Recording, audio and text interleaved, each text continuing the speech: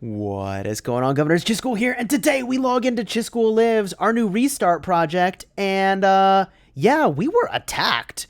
They built a fort next to our fort, and things got crazy real fast. If you like Rise of Kingdoms videos where we show you the early game, you should like and subscribe because this is a part of the restart project. Playlist will be up in the top. This thing is freaking sweet.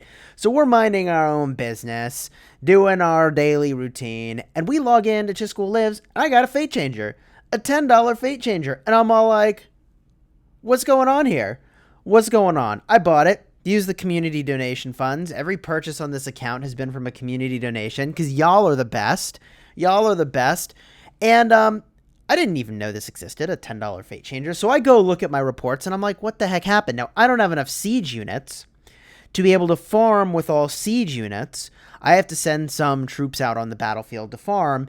And apparently those troops were hit. So I was out minding my own business with some siege units and some archers over here. And when they built our fort next to our fort, they of course killed all our gatherers. I mean, this just makes sense. I guess I can feel pretty good. I got like 2,000 of this guy's troops along with the 8,600 he put in my hospital. Man, that resource cost is like real at this level. The resource cost is real. I need those resources for things. Anyways, this player had T3. It looks like they were using mixed army. That's what we'll call that. A little mixed army action here. Bunch of different types of troops. Commandos, let's see here. Minamoto's at 5-5-3-2. It's not so bad, honestly. Baibar's 4-4-1 is kind of a fascinating choice. But of course, this kind of wrecked my constants. So, anyways, then I try to figure out, like, okay, what's going on here? Is there still combat? There was not. Mischief managed. Mischief managed. The crew was all over it. The place that they tried to build their fort was right here. So, of course, my gatherers were, like, all over here. They got, like, destroyed almost immediately because they caught us by surprise, right? So, they put their fort over here, and there was a rally. And I actually have the report here. King of Armenia, naturally, rose to the occasion and said, oh, hello. I see you on the doorstep over here.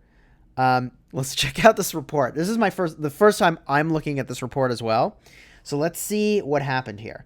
So 1.1 million troops in our rally. Holy jeez, this is crazy. This is the early game. This kingdom's like 2 weeks old, okay? This is a very young kingdom. It's like literally 14 days old. Literally like 14 days old. Defending is Minamoto, Charles Martel. So we have a level 49 Minamoto on the attack, and they've got a level 39 Minamoto on the defense. In terms of troops, oh baby, there's T4 up in here.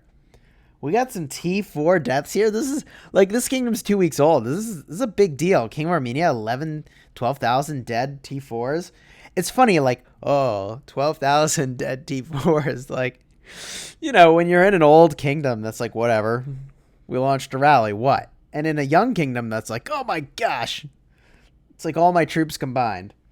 So these are the brave soldiers defending the hostile H101 alliance. And here are the troops for the defender. They've got some T4s going on too. And I'm pretty sure what we'll find is they probably had a T4 captain.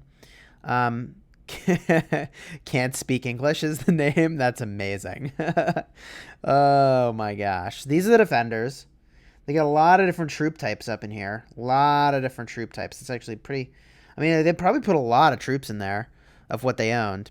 And, you know, look, if you're rallying an enemy fort that is being built, all that has to happen is one successful rally, and the construction will be terminated, which I think is what happened here. And, you know, look, it's not like people have enough resources to go make another fort after that. This is the early game. So if we look at the troop buffs, this is an expertise Barca and an expertise Minamoto for King of Armenia. On the defense, it looks like Minamoto is expertise as well, which is very impressive. And then Charles Martel is sitting at 2-3-2. Now, you know, look, clinic on leveling up your commanders. Max the first skill on your legendaries before you proceed. However, Charles Martel is a great commander to have chosen. They are a great commander to have chosen to defend this structure. But yeah, it does not look like it was either a T4 captain of the same caliber as King of Armenia, because look at the infantry attack stats alone on King of Armenia's troops. It's 63.5%. I mean, holy moly. King of Armenia's got the stats all working in his favor, which is why, even though we were on offense and they were on defense, the defenders have, let's see, 50% die and 50% go to the hospital. We have 100% go to the hospital. Or sorry, we have 100% die. This attack went very, very well for us. And it does look like they tried to attack the rally, which, I mean, look, they fought pretty nobly, it looks like. I wish I'd been there to see this and record the action. It's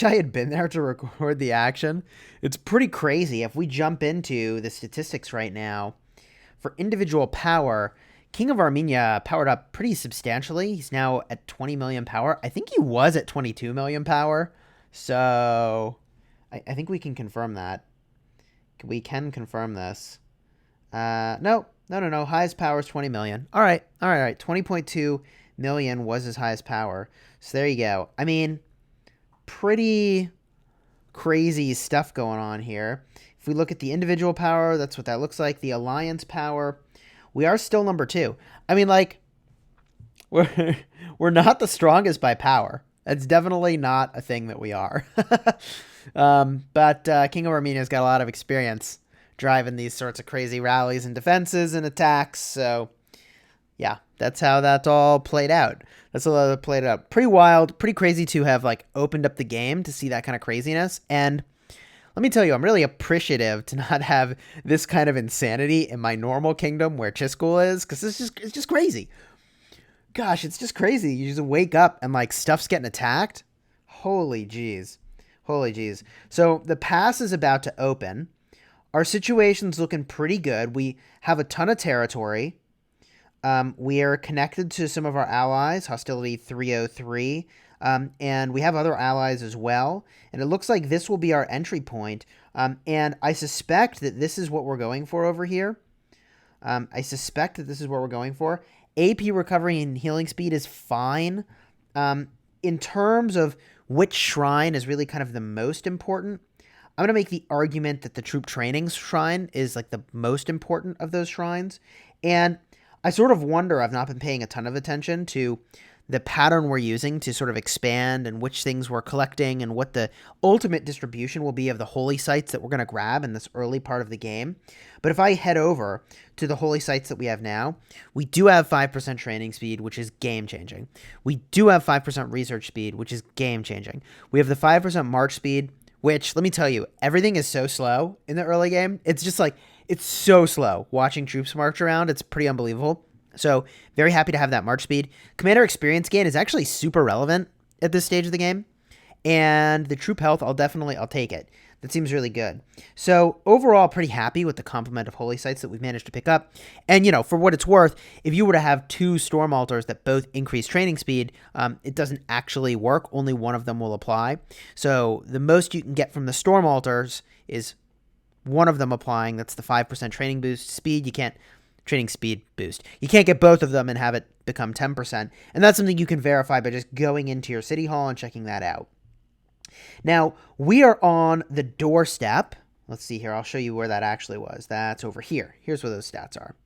We're on the doorstep of getting our T4 troops, which is very, very exciting. We're not going to do that in this video because it's not actually an event right now that will reward us for going and doing that. So we'll do that soon, but not yet. I suppose what we could do and perhaps should do is queue up the research for the T4 troops and let it tick down and hope that an event lines up at some point within the next 20 days that it'll take to do that. The reason that I haven't done that, though, is that we are now going in and starting to level up our alliance tech related to research, and I'll, drop some donations there with resources and gems. I mean, 3% is a really big deal. Getting the extra 3% seems like a really big deal. What do we got here? Yeah, it'll go up to 8% at level 5, which is really good. So I'm okay waiting for now. And if I'm being really patient, I really should wait until the next level of pass opens up, because within that next level of pass for my T4 troops, if I can just wait very patiently, what I'll find is I believe there's a 10% research rune that's obtainable over here. And, 10% is a big deal. It is really helpful. So I think that should be the play. And I'm pretty eager to see like how things unfold when this pass opens. I'll try to get that on film and see if we can record capturing the pass and all the craziness that happens afterwards. You can see here that we have connected our territory through the fort over here. And so we've got all this land with our Hostility 101 fort up top. However, we also have the option now of deleting one of these forts and building another one into the next zone, which in my opinion, I think it's a really strong play to drop a fort to get into this next zone. You can take the pass, drop a fort right next to the holy site, which I think is pretty cool. Then it becomes a race to see who can build it first, and like everybody should teleport over, and there could be all kinds of warring, and I don't know. I'm very excited to see kind of what unfolds when the level 2 passes open. Is it level 2 passes? I guess first, do the level 1 passes need to open? Probably. Because it's been so long since I've done this, which is part of the reason like I'm really glad that I am doing this. All level 1 passes will open. So let's see here.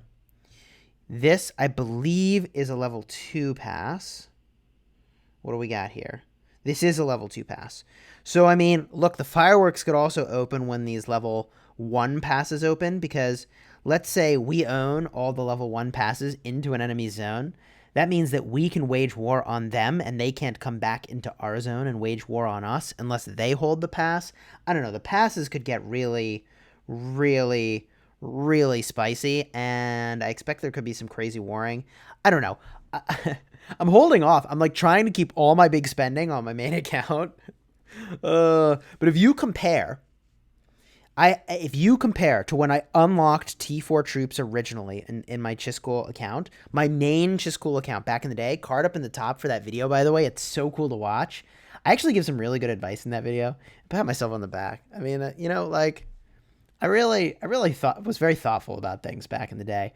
I'm still pretty thoughtful, but whatever. So, I had 2.8-ish million power back in the day, and it was like a month to like 3 weeks to a month into the kingdom's life, and we're like 2 weeks in, and we're already like at the doorstep of saying like, hey, we could just power out some T4s right now if we wanted, and that is by virtue of the spending. So we're at the exact same spot, like twice as fast, by virtue of having spent like the $500 that we've spent on this account, which is a non-trivial amount of money, by the way.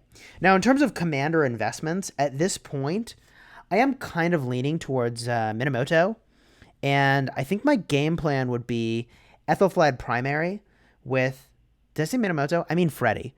Ethelflaed primary with Freddy secondary, and the reason is that on Ethelflaed I can get that rage engine going, and that's what Freddy wants, either something to elevate the damage or a way to generate tons of rage. And the support tree from Ethelflaed will generate that. I have to wait until I actually get her skilled up, and this takes a long time to do in a new kingdom because, like, unless I'm going to power out a bunch more troops, I actually am having a hard time getting through Expedition, which is awesome. Like, this is awesome. This is great. These are good problems.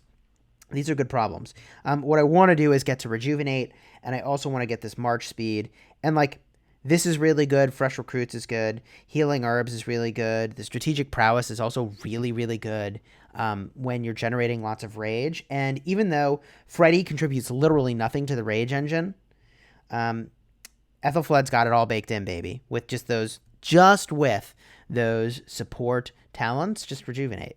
It's really quite remarkable. So I think that could be a very high power combination. The other commander I'm really looking at right now is Mehmed II, and my card will be up in the top, where I talked yesterday all about like how do you figure out which one of these commanders you might want to invest in. A part of the reason I'm leaning Freddy is that in the early game, there's just not that many armies around. Like, nobody's got multiple marches running around. So for a very long time, actually the single target damage is a really big deal. So since there's fewer marches, I may as well focus on high DPS. The other route I could do is like sort of pairing with Minamoto, but I figure the 2 marches I'll have initially will be a mixed army with Ethelflaed Freddy and a cavalry army with Minamoto Boudica.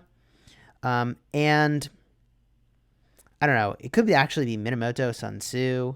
I don't know. There's some options. I'm still figuring it out. It could be that actually Ethelfled with Sun Tzu will be my primary pairing, and then like maybe I should be doing Minamoto with Freddy. There's no rage engine here. It's not busted, and you know I like to find the combos that are just completely busted. So TBD where those legendary commander sculptures are going to go, but I'm going to keep picking them up. And I'll say overall, this mini has been just super fun. So if you're enjoying following along with this project, please do like and subscribe. It means a lot to me, and that way you can get some notifications every time a new video comes out. And until next time, you have fun smashing the kingdom.